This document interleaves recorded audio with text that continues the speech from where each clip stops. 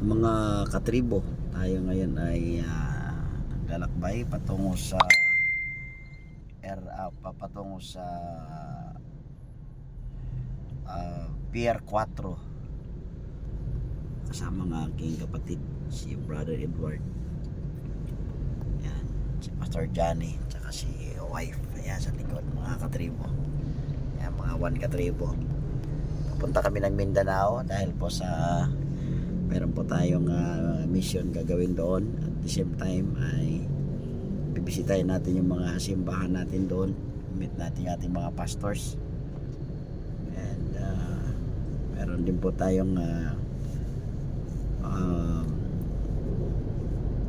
golden wedding anniversary natin nandoon. So see you guys. Ito pa yung pinonong katribo, ang nangwan katribo.